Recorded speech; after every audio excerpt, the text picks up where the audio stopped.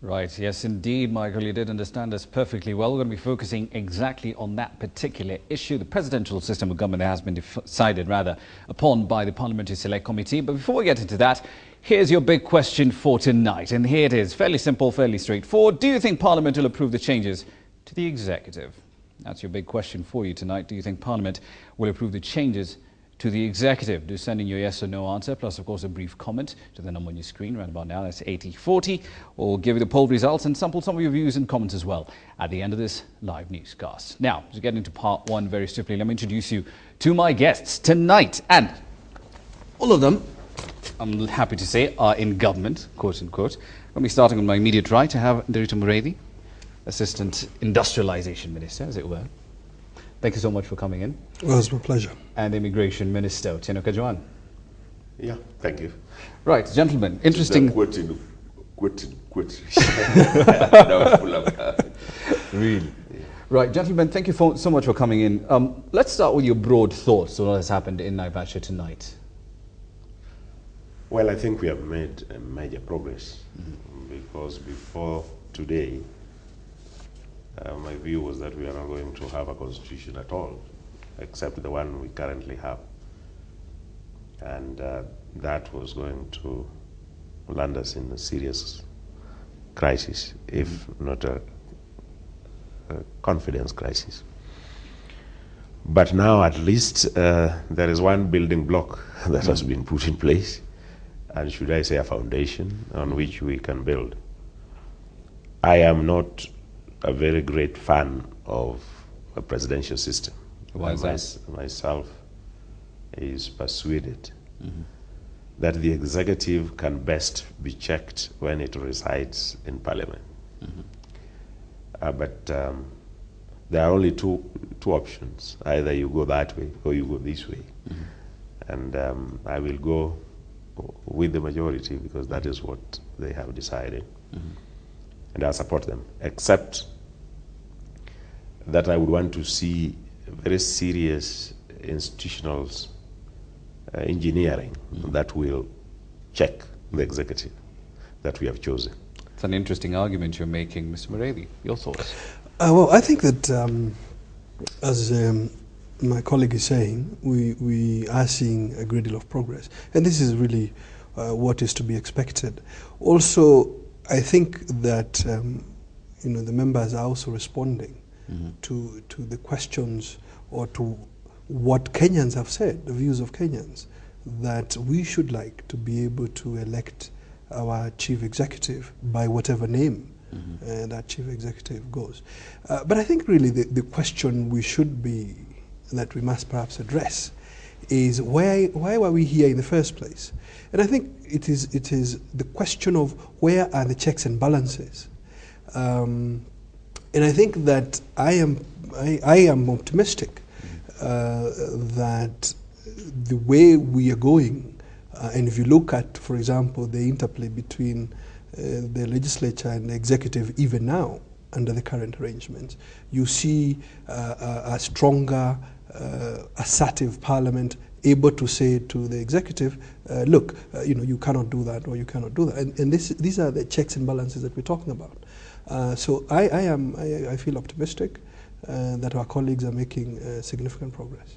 Right, gentlemen, some interesting points you're raising at that particular point in time. Now, I want to take a bit of a break here. We're going to look at an interview that was done earlier today with those issues you're raising. It was done earlier today by KTN's Beatrice Marshall. She spoke to Professor Yashpal Gai, member of the Constitution Kenya Review Commission, earlier on in a particular set of time. Similar circumstances, perhaps a little more intense, a little more tense, as it were. And this is what he had to say on this particular matter. Now, the Parliamentary Select Committee in Naivasha has agreed to retain a pure presidential system, but with some amendments. What would be the pros and cons of this system? Well, I think the first positive side of the decision is that we will not have a mixed system. I think a hybrid or a mixed system would have been extremely bad for us, hard to operate, full of conflict, no clear method of resolving conflicts, therefore no firm policies.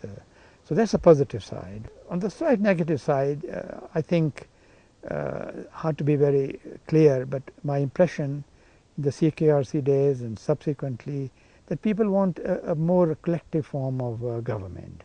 We are a nation of many tribes and races and languages and cultures, and it is best to have a system of government which can be inclusive. And a presidential system by definition can't be inclusive because the president must come from one community. And the kind of violence that we had the last election was partly the result of the feeling that you're either in or you're out. And there's so much at stake in winning the presidency, not for the individual candidate, but the party, the community. And that might continue in the system. The